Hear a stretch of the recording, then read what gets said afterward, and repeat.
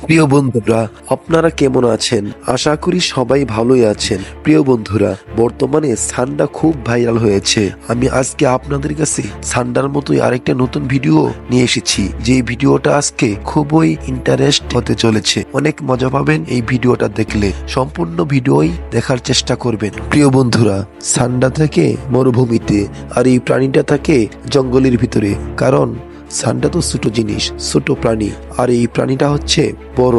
এই প্রাণীটার নাম হচ্ছে ডাইনোসর। দেখতে সেম সান্ডার মতোই মনে হয়। সান্ডা, ডাইনোসর, কুমির, গুইসাপ, এই কয়েকটা প্রাণী প্রায় দেখতে সেমই মনে হয়।